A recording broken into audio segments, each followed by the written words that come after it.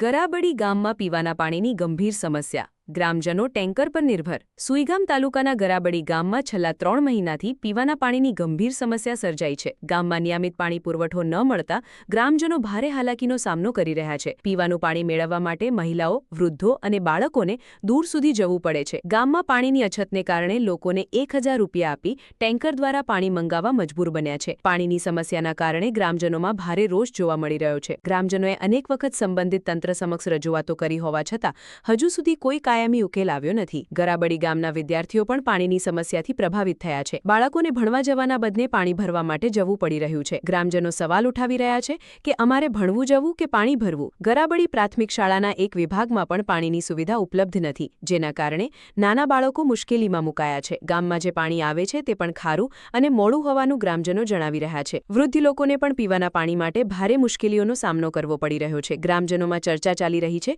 કે સરકારની નલ સે જલ યોજના અંતર્ગત ક્યારે ઘરો સુધી શુદ્ધ પાણી પહોંચશે. ગ્રામજનોએ માંગ કરી છે કે ગામમાં મીઠું અને દરરોજ પૂરતું પીવાનું પાણી ઉપલબ્ધ કરાવવામાં આવે. જે વિસ્તારોમાં પાણી પહોંચતું નથી ત્યાં તંત્ર દ્વારા તાત્કાલિક પાણીના ટેન્કરની વ્યવસ્થા કરવામાં આવે, જેથી લોકોને પીવાના પાણી માટે ભટકવું ન પડે. જો વહેલી તકે પાણીની સમસ્યાનો ઉકેલ નહીં આવે તો ગ્રામજનો દ્વારા ઉગ્ર વિરોધ કરવામાં આવશે તેવી પણ ચેતવણી આપવામાં આવી છે. અહેવાલ સોમાભાઈ જેરાવળ, S1 ગુજરાતી ચેનલ, ભાબર, બનાસકાંઠા.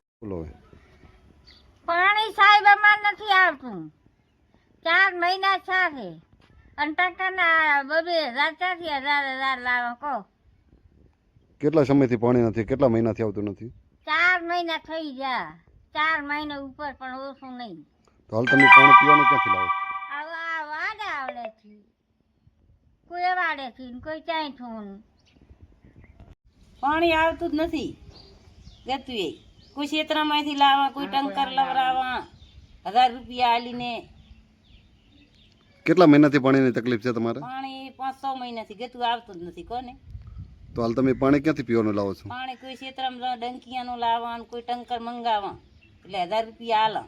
આડા લાવવા હતા.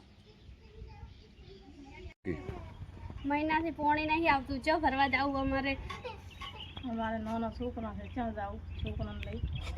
કેટલા સમયથી પાણી નહીં આવતું તમારે? મહિનાથી નથી આવતું. તો હાલ તમે પાણી ક્યાંથી લાવો? ઉપાડીને લાવો. 5 મહિનાથી પાણી નથી આવતું. પાણી વણું શું કરવાનું? સાટો પાણી જ નથી. નાવું શેણે, પીવું શું, ધોરણ શા પાવા, પાણીની જ રાડ ફેરવજી. તો હાલ તમે પાણી લાવવા તો ટંકરે પૂરું ના પડે. 1000 રૂપિયા આલીને લાવવા તો ટંકરે શું પૂરું પડે? હાલ ક્યાંથી તમે પાણી લાવો છો? હાલ તો પાણી શું એમને આડાવણા લાવે, કોઈ ચાંયથી કોઈ ચાંયથી.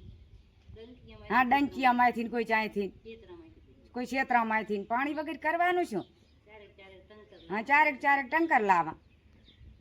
અમારે 5-6 મહિનાથી તો હાલ તમે પાણી ક્યાંથી લાવો પીવાનું? આડા વળેથી. કેટલા મહિનાથી પાણી નથી આવતું? 4-5 મહિનાથી. બોલો.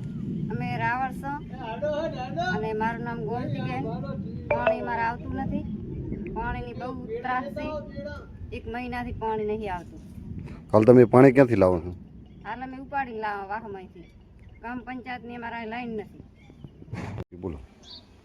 પાણી નથી આવતું અમારે 4-5 મહિનાથી સાહેબ. પાણી ઉપડતો નથી, ઠીકે રહેતો નથી ને હવે એમ કેમ પાણી પીએ? તો હાલ તમે એમ કહીને મને પાણી લાવી આલો તો તમારો સારો થાય.